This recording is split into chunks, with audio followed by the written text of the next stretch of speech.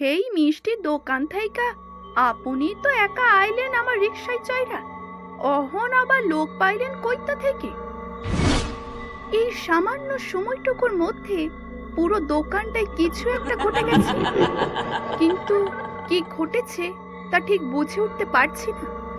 ঘড়িতে যখন 11:45 বাজে, ঠিক তখনই কোত্থেকে বেশ কয়েকজন লোক এসে হাজির হলো, এবং লম্বা এদের কেউই 6 ফুটের কম হবে না।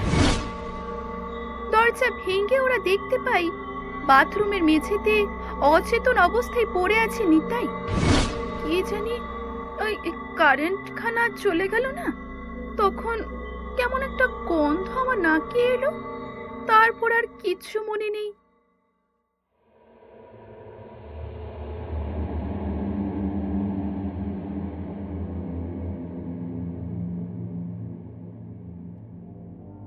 ভূত প্রেতে কোনো কালেই বিশ্বাস ছিল না আমার, কিন্তু বন্ধু নাজমুলের এসব ব্যাপারে দারুণ আগ্রহ। জিন, ভূত কিংবা অশরীরে যে সত্য সত্যই আছে মনে প্রাণে সে বিশ্বাস করে। একদিন এক বৃষ্টি ভেজা সন্ধ্যায় আমার ড্রয়িং রুমে জমিয়ে আড্ডা হচ্ছিল। আমি, নাজমুল, শাকিল আর সুজন ছিলাম। আড্ডার এক পর্যায়ে ভূত প্রেতের কথা উঠল। নাজমুল তখন বলল, ভূত প্রেত কিংবা অশরীরী আছে কিনা বা তাদের কোনো অস্তিত্ব আছে কিনা তা নিয়ে তর্ক বিতর্কের আর কোনো সুযোগই নেই, কারণ খোদ আমেরিকাতেই অ্যামিটিভিলের ভৌতিক বাড়ির ব্যাপারটা ইদানিং অবিশ্বাসীদের কাছেও স্বীকৃতি হয়েছে। আমি তখন বললাম, হ্যাঁ, তবে আমাদের চারিপাশে যে সমস্ত সত্যিকারের ভূত প্রেতের কাহিনী প্রচলিত আছে সেগুলো প্রায় সবটাই ভুয়ো। নাজমুল তখন প্রচ্ছন্ন বিদ্রূপ কণ্ঠে বলল, আচ্ছা তাই নাকি? তা কি কি ভুয়ো কাহিনী প্রচলিত আছে দু একটা উদাহরণ দেই তো দেখি। এই ধর, এক পূর্ণিমার রাতে তুই গ্রামের পথ দিয়ে হেঁটে চলেছিস, পথে আর কোনো লোকজন নেই। এমন সময় দেখা গেল একটা ছায়া মূর্তি তোর পেছন পেছন হাঁটছে। তুই হাঁটছিস, সেও হাঁটছে। তুই দৌড়চ্ছিস, সেও দৌড়চ্ছে। আসলে দেখা গেল সেটা তোরই ছায়া। আমার কথা শেষ হতে না হতেই নাজমুল বলে উঠল, আসলে তোর এই কাহিনীটা না এতই প্রাচীন যে নব্য অবিশ্বাসীরাও ভূত নেই প্রমাণ করতে গিয়ে এই বস্তা পচা গল্পের অবতারণা করবে না। এবারে সুজন বলল, ভূত প্রেতের ব্যাপারটা সত্য কি মিথ্যে তা জানি না, তবে নিতাই বলে প্রতিদিন রাতে ওর মিষ্টির দোকান বন্ধের কিছুক্ষণ আগেই আচমকা কিছু লোক এসে হাজির হয়। লোকগুলো 6 ফুট কিংবা তারও বেশি লম্বা। ওরা দোকানে ঢুকেই এক গাদা মিষ্টির অর্ডার দেয়, অপ্রয়োজনীয় একটা কথাও বলে না। মিষ্টি কেনা হয়ে গেলে দাম চুকিয়ে দিয়েই যেন বাতাসে মিলিয়ে যায়। এতই দ্রুত এদের চলাফেরা। নিতাই বলে এরা নাকি জিন, আসে মানুষের ছদ্মবেশে। বিশেষ করে শনি আর মঙ্গলবারে এরা আসে। সুজনের ছেলেবেলাকার বন্ধু নিতাইয়ের সঙ্গে আমাদের সবারই কম বেশি বন্ধুত্ব আছে। শান্তিনগরের মোড়েই ওর মিষ্টির দোকান। দোকানের নাম মিষ্টি মুখ। এতক্ষণে শাকিল বলল, শোন সুজন, একটা কথা বলি। লোক মুখে শুনেছি জিনেরা নাকি অনেক বেশি ক্ষমতার অধিকারী।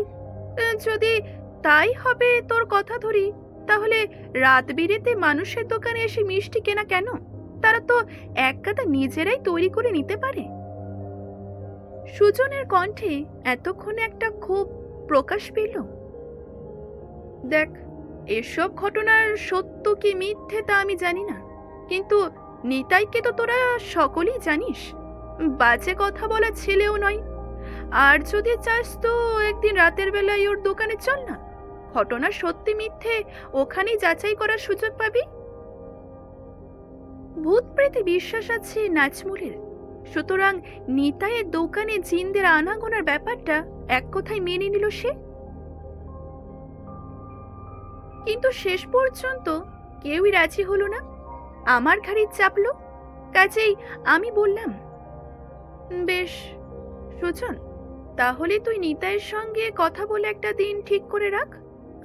আমি না হয় জিনদের সঙ্গে মোলাকাত করতে যাব। কয়েকদিন পরই সুজনে দেখা পাওয়া গেল। ও নিতাইয়ের সঙ্গে আলাপ করে এসেছে। আগামী মঙ্গলবার আমাকে দোকানে যেতে বলেছে নিতাই। আজকে রবিবার, অর্থাৎ আজ থেকে 2 দিন পরই জিন রহস্যের আসল ঘটনা উদ্ঘাটিত হবে। যদিও এসব ব্যাপারে আমার খুব একটা বিশ্বাস নেই, তবুও ভেবেই যেন মাঝে মাঝে আমার শরীরটা কেমন শিরশির করে উঠছে। সুজনকে আমি বললাম ও যেন আমার সঙ্গে থাকে সেই দিনটা, কিন্তু সুজন বলল ব্যবসার কারণে ওর থাকা হবে না। সুতরাং জিনদের সঙ্গে মোলাকাতটা আমাকে একাই সামলাতে হবে। মঙ্গলবার রাত 10:30টার দিকে পৌঁছে গেলাম নিতাই দোকানে। ক্যাশ কাউন্টারে একটার বদলে 2টো চেয়ার। বুঝলাম ওর পাশেই বসার জায়গা ঠিক করা হয়েছে আমার জন্য। এতে বরং সুবিধেই হয়েছে। অনেকেই হয়তো ভাববে আমি বোধহয় মালিক পক্ষের কেউ, ক্যাশিয়ারকে চোখে চোখে রাখার জন্য এই ব্যবস্থা। কথাটা নিতাইকে বলতেই সে তো হেসেই মরল।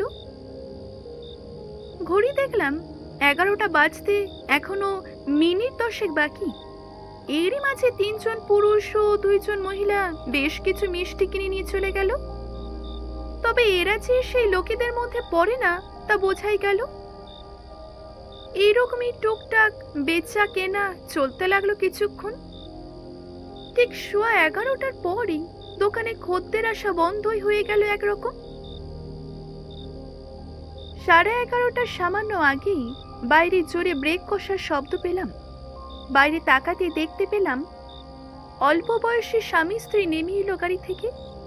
মেয়েটির বয়স বড় জোর 20 হবে, আর ছেলেটির 25-এর বেশি হবেই না। তবে লক্ষ্য করার মতো ব্যাপার হচ্ছে ছেলেটি লম্বায় 6 ফুটেরও বেশি। আমি চেয়ার থেকে উঠে শোকেসের সামনে এলাম। দোকানে ঢোকার সঙ্গে সঙ্গেই আমাকে চোখ টিপল নিতাই, অর্থাৎ মেহমানরা এসেছেন। লোকগুলো দোকানে ঢুকেই অন্য কোনো কথা না বলে ইশারায় বেয়ারেতে ডেকে মিষ্টির পরিমাণ বলে যেতে লাগলো।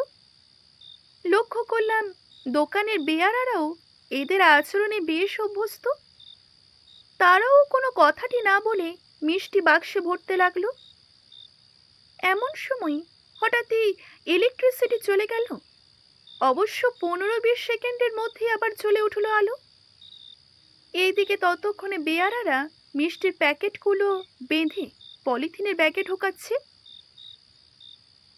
কারেন্ট চলে যাওয়ার পর থেকে এ পর্যন্ত মিনিট খানেক হলো, অথচ আমার ষষ্ঠ ইন্দ্রিয় বলছে এই সামান্য সময়টুকুর মধ্যে পুরো দোকানটায় কিছু একটা ঘটে গেছে। কিন্তু কি ঘটেছে তা ঠিক বুঝে উঠতে পারছি না।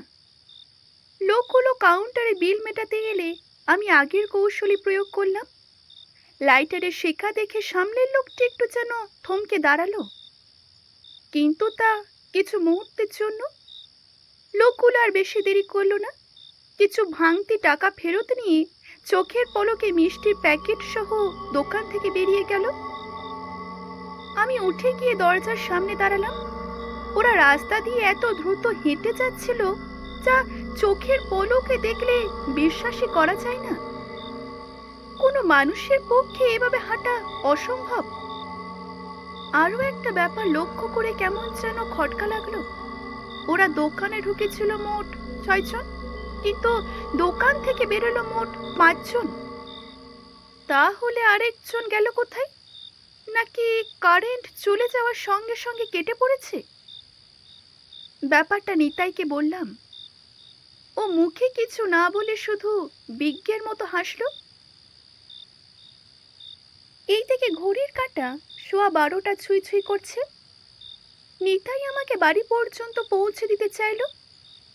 আমিও আর আপত্তি করলাম না, অনেকটা রাতও তো হয়েছে। যদিও ওর দোকান থেকে আমার বাড়ি রিকশায় বড় জোর মিনিট 3-এর রাস্তা। ঠিক হলো ও রিকশা করে আমাকে বাড়ি পৌঁছে দিয়ে আবার দোকানেই ফিরে যাবে। আজ রাতে দোকানেই থেকে যাবে ও। রাস্তায় বেরিয়ে চট করে পেয়ে গেলাম রিক্সা। দামাদামি না করে উঠে পড়লাম দুইজনে। কয়েক মিনিটের মধ্যেই বাড়ির গেটে এসে থামলো রিক্সা।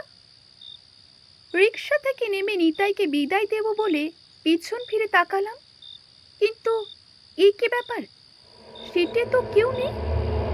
অন্ধকারে চারিদিকটা আমি চোখ বুলাচ্ছি, কিন্তু না, যেন বাতাসে মিলিয়ে গেছে নিতাই। হঠাৎই আমার সম্মতি ফিরল রিক্সাওয়ালার ডাকে। সাপ, ও সাপ, এই অন্ধকারে কি খুঁজতাছেন? যে লোকটি রিক্সায় আমার সঙ্গে এলো, তাকে কি তুমি নামতে দেখেছো? অবাক হয়ে লোকটা আমার দিকে তাকিয়ে রইল, তারপর বলল, হেই মিষ্টির দোকান থাইকা আপনি তো একা আইলেন আমার রিক্সায় চয়রা, অহন আবার লোক পাইলেন কইতা থেকে? রিক্সাওয়ালার সঙ্গে আর কোনো কথা না বাড়িয়ে তাকে ভাড়া দিয়ে বিদায় করলাম। বাড়িতে ঢুকে ফোন করলাম নাজমুল আর শাকিলকে। পুরো ঘটনা খুলে বললাম ওদের। শাকিল বলল, নাজমুলকে নিয়ে আমি এখনই তোর ওখানে আসছি। কে জানে নিতাইয়ের ভাগ্যে কি ঘটেছে। ঠিক 10 মিনিটের মধ্যেই শাকিল এসে হাজির হলো, সঙ্গে নাজমুলও এসেছে। দেরি না করে আমরা নিতাইয়ের দোকানের উদ্দেশ্যে রওনা হলাম। ওখানে পৌঁছে দেখি হুলুস থুলুস কাণ্ড। কয়েকজন কর্মচারী নিতাইকে চৌকিতে শুইয়ে মাথায় পানি ঢালছে।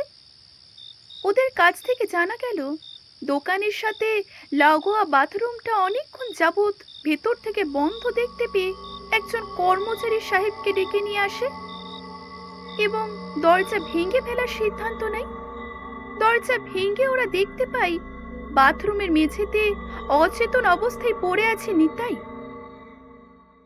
এইদিকে মাথায় পানি ঢালার পর জ্ঞান ফিরে এসেছে ওর।